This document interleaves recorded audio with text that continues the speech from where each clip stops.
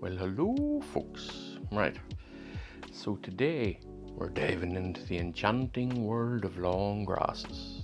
So, get ready to bring nature's beauty to life on your canvas. Aye, okay. Anyway, so let's start by preparing the canvas.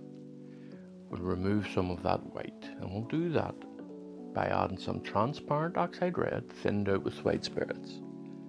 Now, wiping some of it off to create areas where you can put in the sky and the water. You don't want them too affected by the underpainting.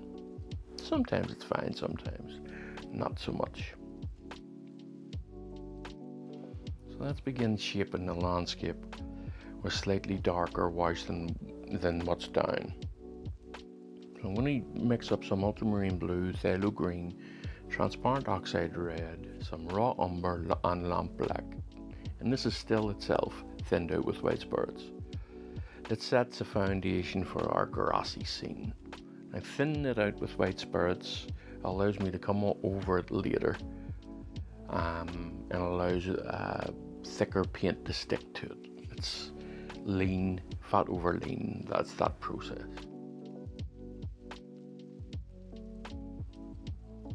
And let's start defining the shapes of this embankment.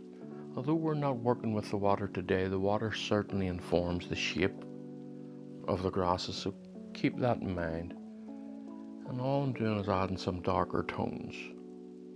I'm using what's on the palette and adding some blacks and raw umbers and ultramarine blues to it. And this is where we can let the water create those little inlets, and it helps recede the grasses. And this is where we will get our reflections. Now moving on, I'll paint some of the distant grasses here, and I'm doing a mix of colours and adding some titanium white to it, and this will help grey it out, and it signifies the atmospheric effect between us and the foreground.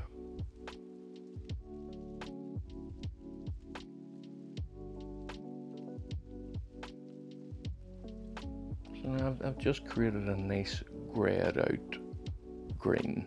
I've done this by combining phthalo green, transparent oxide red, some yellow and other colours from the palette, and some white. And I'll be gradually increasing the warmth and saturation as I move toward the foreground.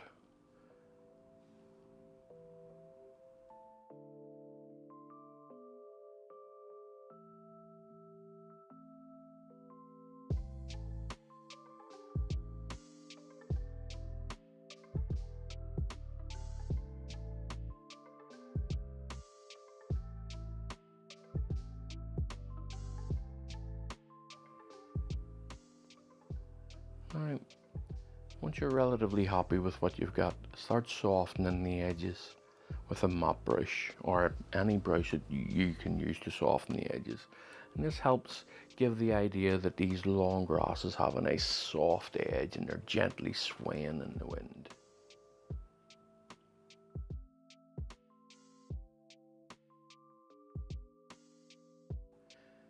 I've created a highlight color here to add to the grasses, and I've done it using slightly lighter colors.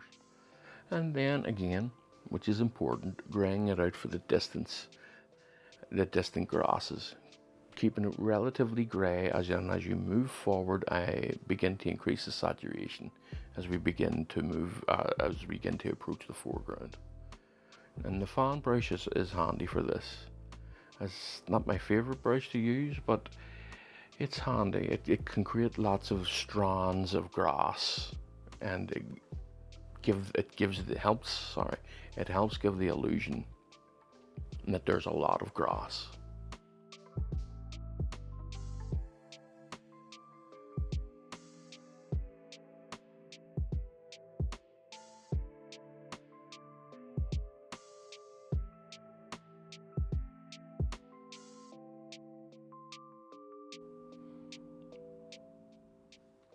Alright, I've mixed a darker green here, and I've done it by using raw umber and some lamp black, some ultramarine blue, and adding some yellow to it, and also help me do that with what's on the palette.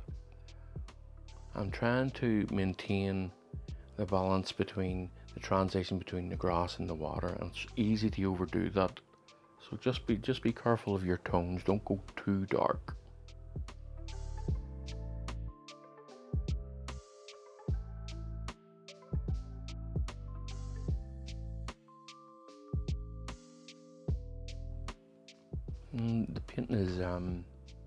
The painting is somewhat dried at this point, so I'm just using the fan brush to brush grasses up and over the water, and it creates a nice silhouette against the brightness of the water.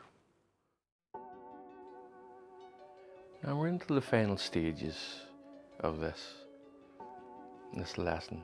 What I'm doing now is I'm just adding some reality to it by finer pieces of grasses, just little ticks and flicks and the odd blade of grass as you would see it.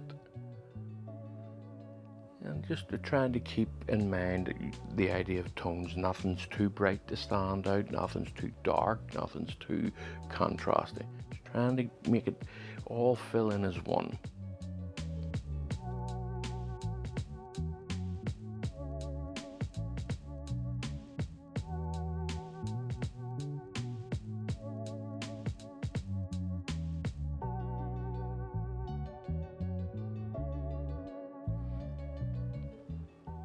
And here I am just carrying on, folks, just adding a little bit of detail here, a little bit of detail there. I hope this was informative, and I hope that it helps. And if it does, please feel free to like and subscribe. Anyway, folks, hope you enjoyed this as much as I did. I certainly enjoyed this. I'll see you all again soon, and of course, all the best.